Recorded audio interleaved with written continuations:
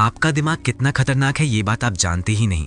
एक बहुत ही खतरनाक मुजरिम था, उसे मौत की सजा सुनाई गई और उससे पूछा गया कि तुम्हारे पास दो ऑप्शन है, या तो फांसी की सजा या तो तुम्हें सबसे ही जहरीले सांप से तुम्हें डसवा दिया जाए। बताओ तुम किस तरीके से मरना पसंद करोगे। उसने सोचा कि फांसी की मौत घुटने वाली सजा से बेहतर है कि मैं किसी जहरीले सांप से डसवा लूं और मेरी मौत हो जाए, कम से कम मुझे ज्यादा तकलीफ तो नहीं होगी। उसे मारने की पूरी तैयारी करी गई। उसे बताया गया कि तुम्हें पता है, तुम्हें इस दुनिया के सबसे खतरनाक सांप से आज तुम्हें डसवाने वाले हैं, जिसके बाद तुम्हारी मौत हो जाएगी। उसके मुंह पर काला कपड़ा ढक दिया गया और अंधेरी कोठरी में उसे बंद कर दिया गया। ठीक आधे घंटे तक वो इंतजार करता रहा।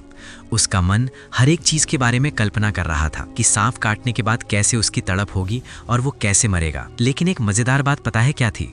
दरअसल वो वैज्ञानिकों के लैब में था, उसके ऊपर शोध चल रहे थे।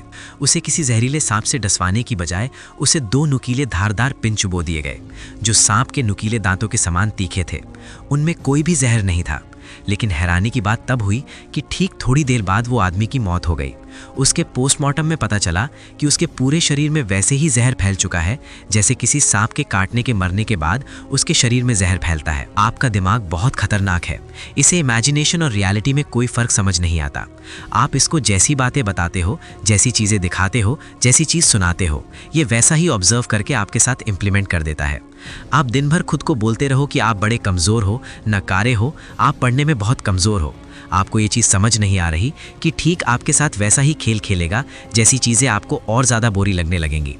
आपका पढ़ने का मन नहीं करता, काम करने की हिम्मत नहीं होती, सुबह उठा नहीं जाता, दिन भर आलस आता रहता है। आपको पता है कि काम कितना ज़रूरी है, बहुत इंपॉर्टेंट है, किसी भी कीमत पे आपको करना है। उसके बाद भी ये काम आपसे नहीं हो पाता। इसके पीछे का जिम्मेवार आप खुद हो। आप खुद अपने आप को बताते हो कि ये काम कोई खास इंपॉर्टेंट नहीं है, इसे बाद में भी करा जा सकता है। एग्ज़ाम के आखिरी घंटे वाली पढ़ाई कभी टलती क्यों नहीं है? क्यों आखिरी घर से निकलने तक और एग्ज़ाम शुरू होने के पहले तक आखिर किताब क्यों खुलती रहती है? दिमाग क्यों बार बार उन चीज़ों को रिपीट करता है और याद करने की कोशिश करता रहता है कि आप भूल ना जाओ? उस समय तो आप एक सेकंड के लिए भी बहाने नहीं बनाते कि यार थोड़ी देर रुक जाते हैं, कल पढ़ाई कर लेंगे, क्योंकि आपको पता है वो डेडलाइन है। डेडलाइन यानी उसके आगे आपको एक मिनट का भी टाइम नहीं मिलेगा। और ठीक वैसे ही होता है जब आपका एग्ज़ाम खत्म होने वाला होता है। उसके ठीक कुछ मिनट पहले आप तेज़ी से लिखना शुरू कर देते हो। आपका दिमाग, आपका हाथ, सब कुछ रफ्तार से चलते हैं, क्योंकि आपको पता होता है कि कुछ मिनट बचे हैं। अगर ये मिनट चले गए तो फिर दोबारा टाइम नहीं मिलेगा। जितना जी जान लगाना है, जितनी शक्ति लगाना है, बस लगा दो। जो कुछ भी दिमाग में आता है, जो कुछ भी याद है, सब कुछ उस पन्नों पर लिख दो, क्योंकि इसके बाद आपको मौका नहीं मिलेगा। ये सिचुएशन दिमाग में तभी क्रिएट होती है जब आपको पता हो कि डेडलाइन इसके आगे खत्म है। इसीलिए अपने आप को तैयार करो कि अब मैं अपने आप की एक बात भी नहीं सुनूंगा और काम को टालने के बारे में तो बिल्कुल सोचूंगा भी नहीं। जब भी आपके मन में कोई ख्याल आए कि इस काम को अभी नहीं बाद में करेंगे, उसका सबसे बड़ा हाल यही है कि आप तुरंत उस काम को करने लग जाओ। दिमाग को अपने आप के ऊपर हावी होने देने से पहले आप उस काम को करना शुरू कर दो। आप खुद देखोगे, मात्र 5 सेकंड के अंदर वो चीज़ें आप इंप्लीमेंट कर पाओगे। सुबह उठा नहीं जाता, आँख खुली, बस महसूस हुआ कि आप उठ चुके हो। 3 सेकंड के अंदर ही आप बिस्तर से उठ जाओ, खड़े हो जाओ। अगर 3 सेकंड से देरी हुई तो पक्का आलस आपके ऊपर हावी हो जाएगा और आप फिर से हार जाओगे। इसीलिए बेहतर नहीं है कि 3 सेकंड का फॉर्मूला मैंने पहले भी आपको कई बार समझाया हुआ है। इसीलिए 3 सेकंड से ज़्यादा देरी नहीं होनी चाहिए। कोई भी काम करना हो, कोई ज़रूरी हो, बस ये फॉर्मूला लगा दो। 3 सेकंड से देरी ना हो, तुरंत झटपट उस काम को कर लो। इसी में आपकी चतुराई है। अब मेरी बातों को ध्यान से सुनो। मुझे पता है एग्ज़ाम आने वाले हैं, कुछ महीनों बाद आपके एग्ज़ाम शुरू है, इसीलिए तैयारी शुरू कर देना ही बेहतर होगा। देर करोगे तो नुकसान आपका ही होगा, इसमें कोई और भागीदार हो ही नहीं सकता। इसीलिए बेहतर ही है कि तैयारी करी जाए। सबसे पहली बात, टाइम टेबल बनाओ। हाँ, मुझे पता है कि टाइम टेबल बनाना और बात है, लेकिन फॉलो नहीं हो पाता। लेकिन फिर भी आप बनाओ। दिमाग को ये बात बताओ कि आप उसके लिए सीरियस हो चुके हो और अब आप एक्टिव मोड में हो। किसी भी कीमत पे अब आप हारना नहीं चाहते। और उस टाइम टेबल के ऊपर लिखो, एक बार में सिर्फ एक काम और एक ही सब्जेक्ट। यानी बहुत सी चीज़ों के बारे में जब आप पढ़ने बैठोगे तो नहीं सोचोगे। जो भी सब्जेक्ट आप चूज़ करोगे वो सिर्फ एक बार में एक ही होगा और आप उस पे ही ध्यान दोगे और उस पे ही पूरी फोकस के साथ कॉन्सेंट्रेट करोगे। ये आपका पहला रूल होना चाहिए कि उसके अलावा आप किसी भी चीज़ के बारे में ना दिमाग में ख्याल लाओगे और ना ही विचार करोगे। कोई और सब्जेक्ट छूट रहा है, छूटने दो। कुछ और बातें आ रही हैं, उसे भुला दो। बस उस पे ही ध्यान लगाना है।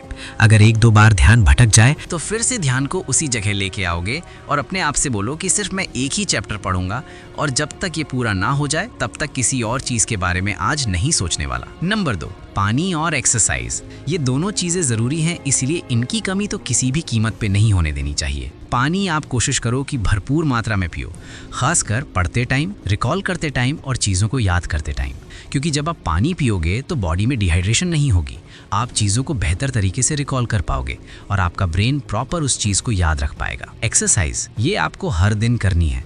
अगर आप दौड़ नहीं सकते तो घर पे ही आप जंपिंग कर सकते हो, एक्सरसाइज कर सकते हो, स्ट्रेचिंग कर सकते हो। ये आपके मसल को स्ट्रेच करने के साथ आपको मेंटली भी फिट रखेगा। देखो, थोड़ी बहुत एक्सरसाइज कर लेने से दिमाग आपका एक्टिव हो जाता है, आप एनर्जी मोड में चले जाते हो। आपका पढ़ने का मन नहीं कर रहा, थोड़ी सी पुशअप करने के बाद थोड़ी स्ट्रेचिंग करो और दिमाग को एक्टिव रखो। बताओ दिमाग को कि अब आप पूरी तरीके से तैयार हो चुके हो और अब आप पढ़ने बैठोगे और आप इसमें पूरी तरीके से कॉन्सेंट्रेट करोगे। ढीला और आलसी बनकर तो कभी पढ़ने बैठो ही मत। पढ़ने तभी बैठो जब मूड पूरी तरीके से फ्रेश हो और जब आप पूरे एक्टिव मोड में हो। देखो, मैं ये नहीं कहता कि इसका बहाना बना के आप पढ़ने बैठो ही मत, अपने आप को तैयार कर लो। प्रिपेयर होना अच्छी बात है, क्योंकि जब आप प्रिपेयर रहते हो तो फिर चीज़ों को बेहतर तरीके से कर पाते हो। लापरवाही और अनमने मन से किए गए काम से बेहतर है कि आप उसे सही ढंग और तरीके से करो। नंबर 3, कुछ भी छोड़ो मत। देखो, एग्जाम है, यानी कि तुम्हारा इम्तिहान, वो किसी भी चैप्टर से कोई भी टॉपिक आ सकता है, इसीलिए कुछ भी छोड़ो मत। हर एक टॉपिक को कवर करना है, उसे समझना है, उसके बगैर बात नहीं बनने वाली। हो सकता है कुछ अनइम्पॉर्टेंट लगे, लेकिन कई बार ऐसा होता है एग्जाम में वही चीज़ आ जाती है जो आपने पढ़ा ही नहीं होता, इसलिए उसे समझना ज़रूरी है। जल्दीबाजी के चक्कर में अक्सर हम ये गलतियां करते हैं, मैं भी करा करता था, लेकिन ये चीज़ लापरवाही है। तुम चीज़ों को याद करने के बजाय सिर्फ समझने की कोशिश करो, उन चीज़ों को समझ लो और कोशिश करो कि हर दिन आप पढ़ो। एक दिन का भी गैप नहीं होना चाहिए, थोड़ा ही सही, लेकिन जब हर दिन किताब खोलते हो तो आपके दिमाग को लगता है कि कुछ तो है जो बहुत इंपॉर्टेंट है और उस पर आपको प्रायोरिटी देनी पड़ेगी, इसीलिए वो किसी भी कीमत पे आपको एक्टिव रखने की कोशिश करता है। अगर आप 1-2 दिन की गैप ही रख लेते हो तो मन में फिर से वही आलस आ जाता है कि यार चल बाद में कर लेंगे, थोड़ा रुक के कर लेंगे, अभी नहीं, अभी तो बहुत टाइम पड़ा है।